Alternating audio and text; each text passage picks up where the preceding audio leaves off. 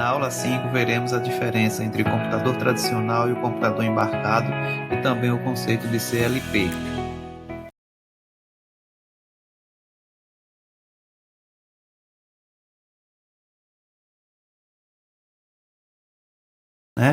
Aí, por exemplo, que é um computador tradicional, são esses computadores que a gente usa aí no dia a dia, ou seja, os notebooks e os desktops, né? E os computadores dedicados ou embarcados, né? Porque muitas vezes o pessoal, a gente é levado a pensar que computador é só isso aí. Não.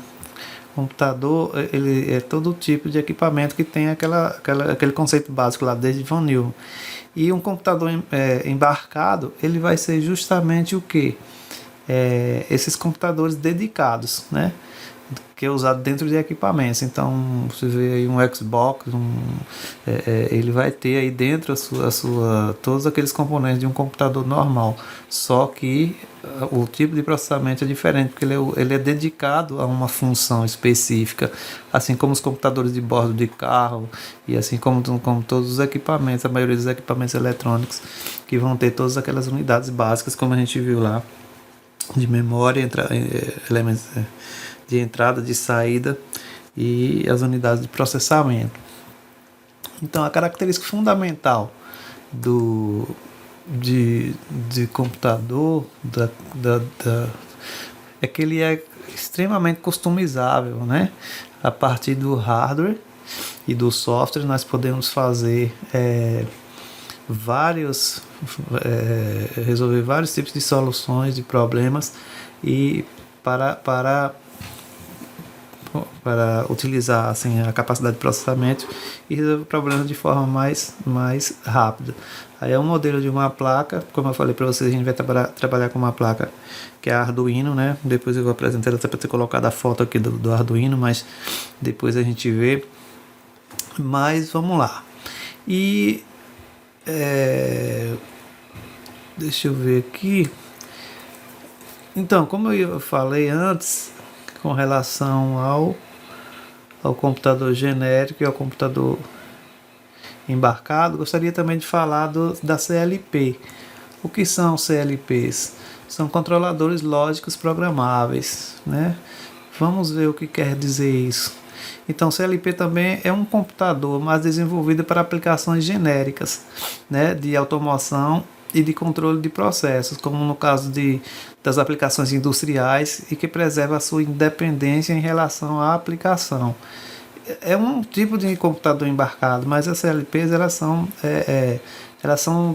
digamos, utilizadas para, digamos, controle de vazão de água, de um abastecimento, por exemplo.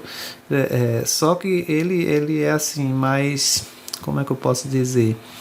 Ele é mais... Ele pode ser adaptado a vários tipos de situações, né, de acordo com a aplicação que você vai fazer, né, no seu projeto. Se for observada a constituição funcional das CLPs, né, que esses controladores lógicos, pode-se dizer que em última análise eles também se enquadram em um sistema embarcado, né, como eu falei antes, em termos de arquitetura, ou seja, eles são sistemas embarcados voltados para aplicações de automação. Então, na indústria é muito utilizado as CLPs, que são colocados lá para produzir a automação de determinados processos, né? E onde são, né, utilizados os computadores? É o que nós vamos ver, né, aqui agora. Os computadores, eles surgiram para resolver problemas específicos da área militar, como a gente falou, como cálculo de balística, criptografia e outros. Mas na medida em que foram ficando mais potentes, passaram a ser utilizados por outros setores, como a estatística, censo populacional, contabilidade, né?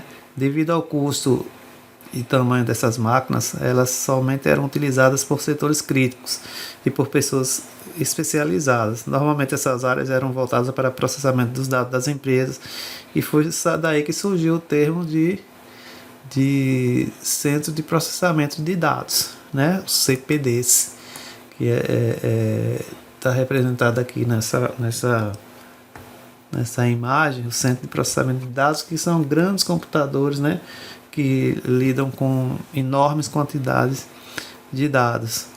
Mas após a terceira geração dos computadores eletrônicos,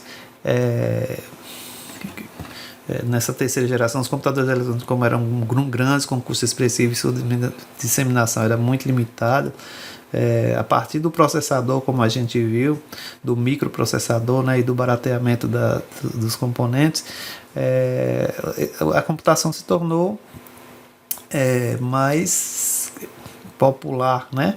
Digamos assim, deixou de ficar restrita a grandes empresas, universidades ou centros, né? E passou a ter uma utilização mais universal, o que ocasionou o desenvolvimento do computador pessoal, do inglês personal computer, né? Todavia, o computador pessoal saiu do CPD, não é isso? Ele saiu lá do centro de processamento de dados e se tornou uma realidade em nosso cotidiano, em que não somente especialistas utilizam, mas qualquer um que tiver um pouco de disposição para aprender a utilizá-lo, né? E prova disso são esses slides que eu estou passando aqui para vocês e essas animações todas que foram feitas simplesmente em PowerPoint, né? Através graças à capacidade hoje de processamento desses componentes. Inscreva-se no nosso canal e tenha acesso a conteúdos de tecnologia e educação. E também dê um like nos nossos vídeos.